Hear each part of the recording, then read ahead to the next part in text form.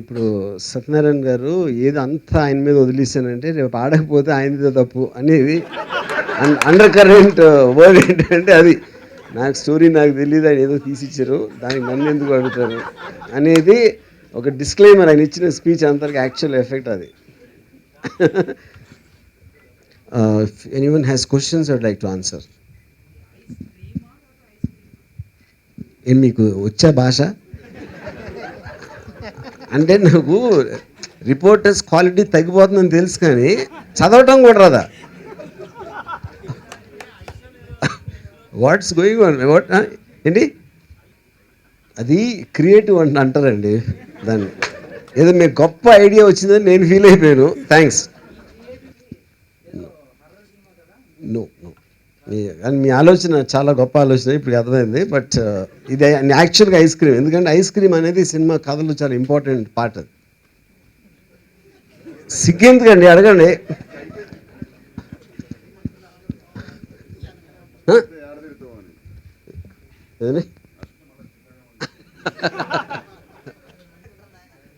Ice cream ఏమన్నారు? Thought ఎప్పుడు వచ్చిందా? థింక్ నాకు అసలు అంటే చెప్తాను, నాకు 5 ఏళ్ళ వయసు అప్పుడు ఫస్ట్ టైం కాన్షియస్గా ఐస్ క్రీమ్ తిన్నాను, అప్పుడు వచ్చింది థాట్.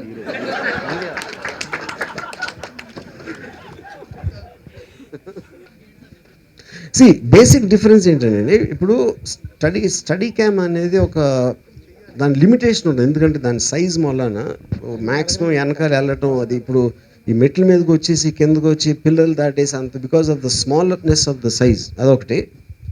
రెండోది మీరు చూసుంటారు అసలు చాలా స్మూత్గా వెళ్తుంది, అబ్సల్యూట్గా షేక్ అనేది లేకుండా.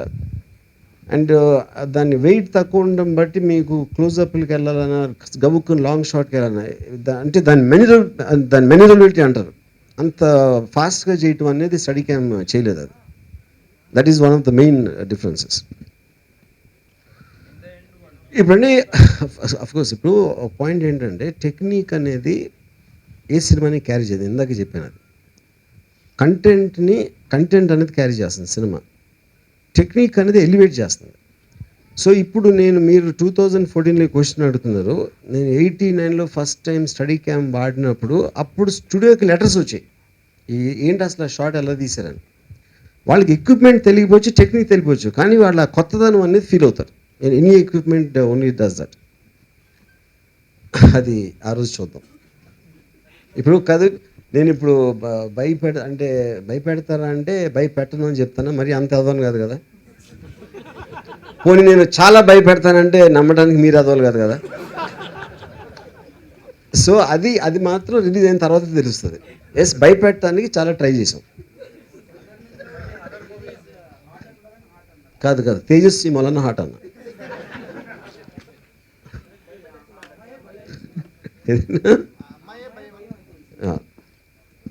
భయం కూడా అందంగా ఉంటుంది. మీరేమన్నారు? ఇప్పుడు సంవత్సరానికి ఒక అట్లీస్ట్ 70 లవ్ స్టోరీస్ వస్తాయి కదా. ఎప్పుడైనా అడిగారు ఈ క్వశ్చన్, మళ్ళీ లవ్ స్టోరీ ఎందుకని? అంటే ఏంటి అంటే మీరు కూడా సంఘ విద్రోహ ఆలోచనలు వస్తాయి నాలాగా.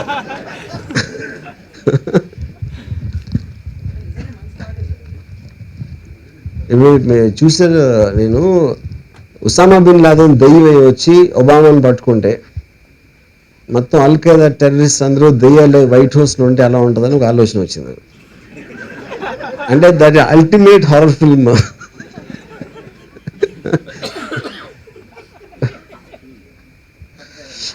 అది super question. I want to hug you for this. Super.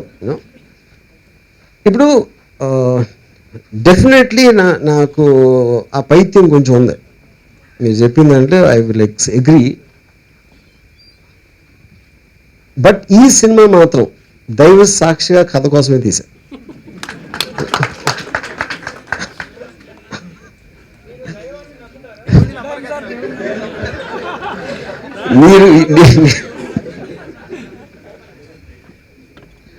నేను దైవాన్ని నమ్మను, కానీ దెయ్యాన్ని నమ్ముతాను.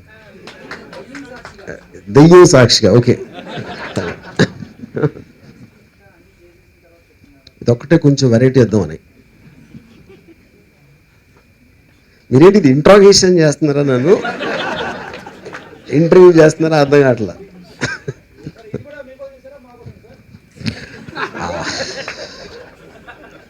ఇది ఇప్పుడు నేను ఇందాకే చెప్పాను, సినిమా తీయటం అనేది ప్రయత్నం, నచ్చటం అనేది ఆ ఎఫెక్ట్ వచ్చిందా లేదా అనేది రిలీజ్ తర్వాత I can't comment on that. కానీ నాకు డెఫినెట్గా చిన్నప్పటి నుంచి నాకు భయపెట్టడం అంటే ఇష్టం.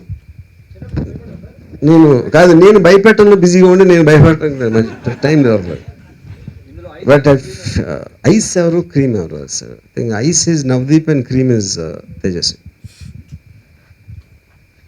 ఆ కంపారిజన్ ఏంటో నాకు తెలియలేదు, బట్ అడిగారు కాబట్టి ఏదో చెప్పాలని చెప్పాను. కానీ యాక్చువల్గా ఐస్ క్రీమ్ అనే రియల్ ఐస్ క్రీమ్కి ఒక క్యారెక్టర్ ఉంది, దాని మొదలు పెట్టాం.